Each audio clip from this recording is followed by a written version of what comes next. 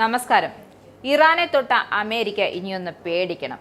ഇസ്രായേലിന്റെ പക്ഷം ചേർന്നാണ് അമേരിക്ക ഇറാനെതിരെ ആക്രമണം അഴിച്ചുവിട്ടത്. തങ്ങളുടെ ആണവ പദ്ധതിക്കെതിരെ ആക്രമണങ്ങളിലൂടെ നയതന്ത്രം തകർക്കാൻ അമേരിക്ക തീരുമാനിച്ചു. ഇതിനുള്ള തിരിച്ചടിയുടെ സമയം, സ്വഭാവം, വ്യാപ്തി എന്നിവ ഇറാൻ സൈന്യം തീരുമാനിക്കുമെന്ന കാര്യവും UN പ്രത്യേക സമ്മേളനത്തിൽ ഇറാൻ വ്യക്തമാക്കിയിരിക്കുകയാണ്.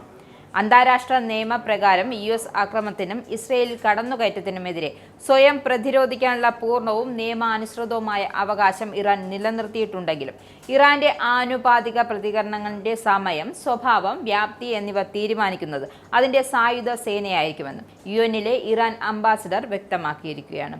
ഇസ്ലാമിക് റിപ്പബ്ലിക്കിനുള്ളിൽ 3 ആണവ കേന്ദ്രങ്ങൾ ആക്രമിച്ചുകൊണ്ട് ഇറാനെതിരെ ഇസ്രായേലിന്റെ യുദ്ധത്തിൽ അമേരിക്ക പങ്കാളിയായത് മണിക്കൂറുകൾക്ക് ശേഷമാണ് നിർണായകമായ UN സുരക്ഷാ കൗൺസിലിന്റെ അടിയന്തര യോഗം ചേർന്നത്. അതിലാണ് ഇറാൻ അംബാസിഡർ നിലപാട് വ്യക്തമാക്കിയതും.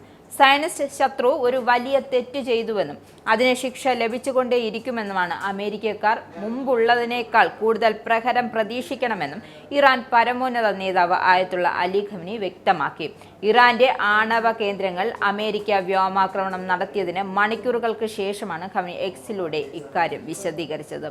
ആണവ കേന്ദ്രങ്ങളിലെ ആക്രമണങ്ങൾക്ക് ശേഷം USനും ഖമനി ശക്തമായ മുന്നറിയിപ്പ് നൽകിയിരിക്കുകയാണ്.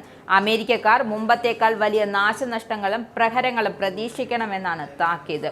ഇസ്രായേലിന്റെ ആക്രമണം ആരംഭിച്ചത് മുതൽ വധിക്കപ്പെടുമെന്ന് ഭയന്ന് ഇറാൻ പരമോന്നത നേതാവ് നിലവിൽ ഒരു ഭൂഗർഭ ബങ്കറിൽ ഒളിവിലാണെന്നാണ് വിവരം. വിശ്വസ്തനായ ഒരു സഹായി വഴിയാണ് അദ്ദേഹം പ്രധാനമായും തന്റെ കമാൻഡർമാരെ സംസാരിക്കുന്നതും ഇലക്ട്രോണിക് ആശയവിനിമയങ്ങൾ നിർത്തിവെച്ചിരിക്കുകയാണ് തൽക്കാലം. താൻ കൊല്ലപ്പെട്ടാൽ പിൻഗാമിയായി 3 മുതിർന്ന പുരോഹിതരെ ഖമനി നിർദ്ദേശിച്ചിട്ടുണ്ട്. ഞായറാഴ്ച ഇസ്രായേൽ സൈന്യം മിസൈൽ വിക്ഷേപണ സംഭരണ കേന്ദ്രങ്ങൾ ഉൾപ്പെടെ ഇറാനിയൻ സൈനിക കേന്ദ്രങ്ങളിൽ ആക്രമണം നടത്തിയതിന് പിന്നാലെയാണ് അദ്ദേഹത്തിന്റെ ഈ പരാമർശങ്ങൾ പുറത്തുവന്നത്. ഇറാന്റെ 3 ആണവ കേന്ദ്രങ്ങളിലാണ് US വൻതോതിലുള്ള വ്യോമാക്രമണം നടത്തിയിരുന്നത്.